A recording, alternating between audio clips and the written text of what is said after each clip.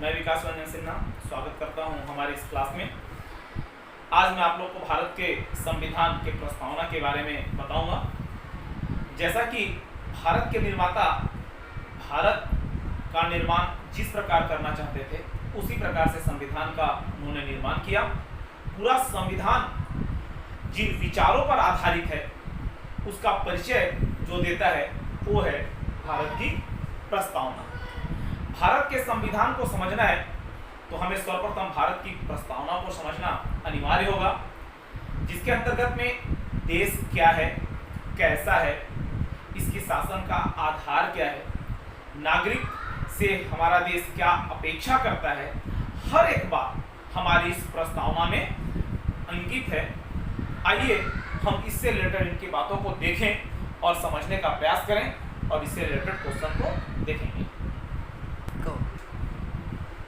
प्रस्तावना को हम लोग उद्देशिका भी बोलते हैं। उद्देशिका इसलिए इसको बोला जाता है कि पंडित जवाहरलाल नेहरू ने 13 दिसंबर 1949 को संविधान सभा के समक्ष एक उद्देश्य प्रस्ताव पारित किया था, जिसके आधार पर प्रस्तावना का निर्माण किया गया। इसीलिए प्रस्तावना को उद्देशिका भी कहा जाता है। अब हम लोग भारत की यदि मैं प्रस्तावना या उद्देशिका की बात करता हूं तो इसमें जो शब्द आते हैं वो आता है हम भारत के लोग, भारत को संपूर्ण प्रभुत्व संपन्न समाजवादी निरपेक्ष, इस प्रकार से पूरा डिटेल होगा जो आगे मैं आपको बताऊंगा।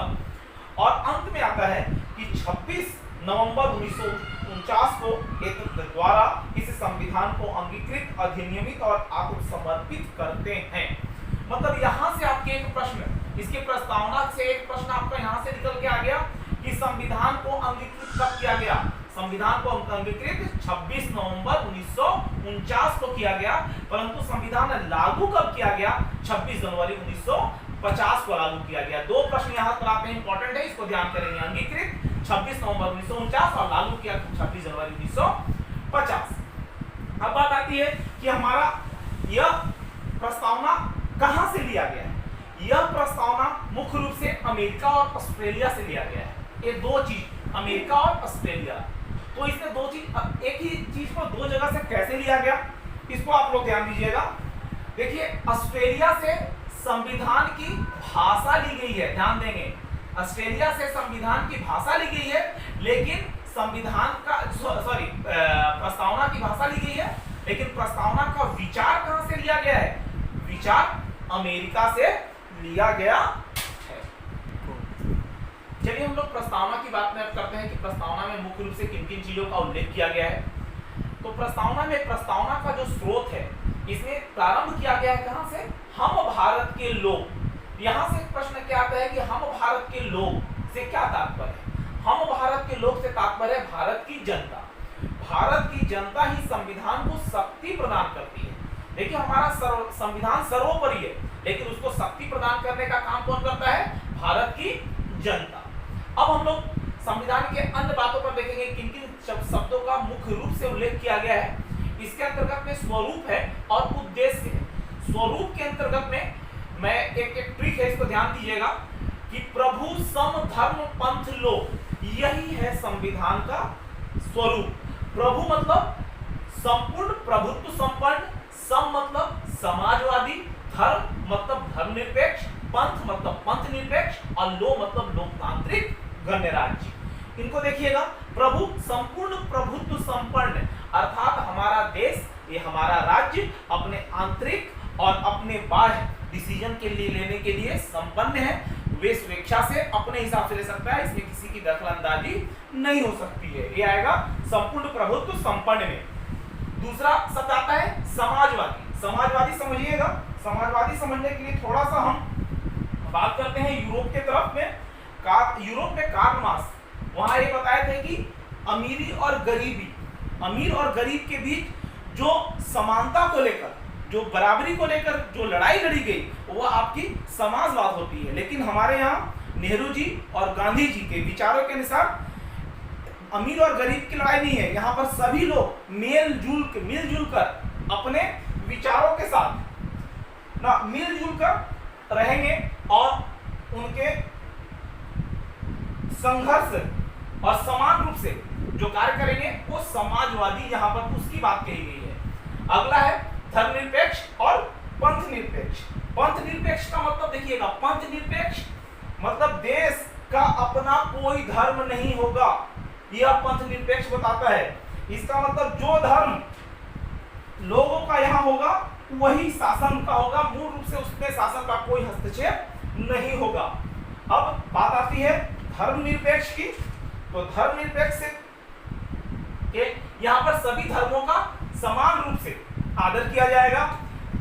लो से लोकतांत्रिक और गणराज्य। लोकतांत्रिक जनता के लिए, जनता के द्वारा, ये हो जाता है लोकतांत्रिक। गणराज्य, गणराज्य को समझने की कोशिश करेंगे। लोकतांत्रिक और गणराज्य लगभग एक सेम ही है, लेकिन इसमें थोड़ा बारीकी अंतर है, इसको देखेंगे। गणराज्य वैसा शासन जिसमें जनता द्वारा चुना गया प्रमुख मतलब राष्ट्रपति, मुख्यमंत्री या अन्य कोई होंगे ना, वे जनता द्वारा चुना जाएगा, परंतु वंशवादी नहीं होगा, वंश नहीं चलेगा, जनता के द्वारा ही चुना जाएगा। वो आपके लोकतंत्र में होते हैं। तो ये मुख्य रूप से प्रभु सम धर्म पंथ लो, यह इसके स्वरूप की बात करता है और इसके मुख्य उद्देश्य में है SAR। ये आपका कोड याद रखिएगा, SAR।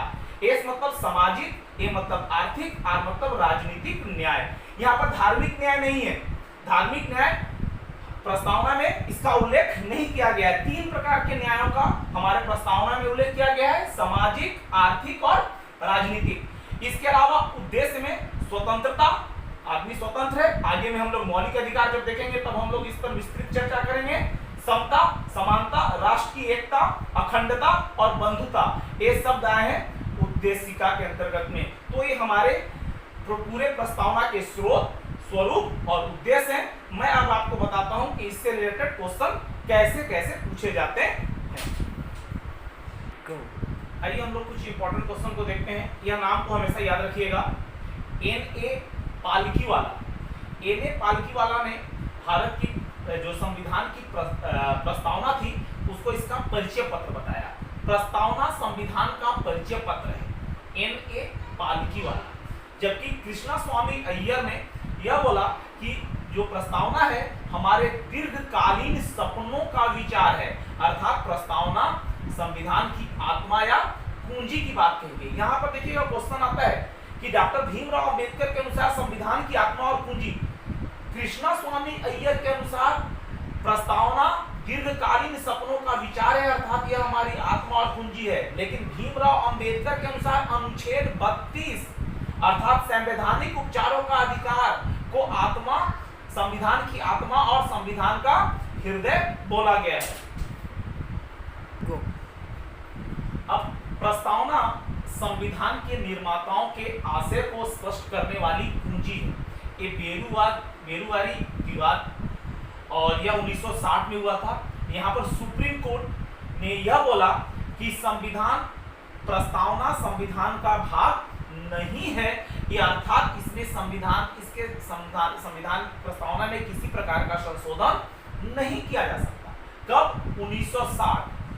कब? किसके, कौन सा विवाद? इंपॉर्टेंट है, इसको ध्यान देंगे। वेरुवादी विवाद के अंतर्गत 1960 में यह बोला गया कि संविधान का प्रस्तावना कोई भाग नहीं है, इसमें किसी प्रकार का संशोधन नहीं किया जा सकता। परंतु 1973 में केशवानंद भारती केरलवाद ने यह बताया, यहाँ पर सुप्रीम कोर्ट ने अपने फैसले में परिवर्तन किया और यहाँ पर बोला कि प्रस्तावना संविधान का एक अंग है और इसमें परिवर्तन, इसमें संशोधन किया जा सकता है, लेकिन संशोधन उसके मूल ढांचे में बिना किसी परिवर्तन किए हुए, मूल ढांचे में किसी प्रकार का परिवर्तन नहीं होगा। मूल ढांचे में बिना परिवर्तन किए हुए इसमें संशोधन किया जा सकता है। 1973 में सुप्रीम कोर्ट ने यह आदेश जारी किया और इसके अंतर्गत में संविधान में पहला संशोधन, अभी तक एक ही संशोधन हुआ है, 42वां संशोधन, संविधान का 42वां संशोधन 1976 में जो हुआ था वो प्रस्तावना पर था। यहाँ पर 3 शब्द, समाजवादी, पंथनिरपेक्ष और अखंडता, इन तीनों को जोड़ा गया। ये आपके स्वरूप में 2 चीज जोड़े गए, समाजवादी, पंथनिरपेक्ष, और उसके उद्देश्य में एक चीज जोड़ा गया, अखंडता।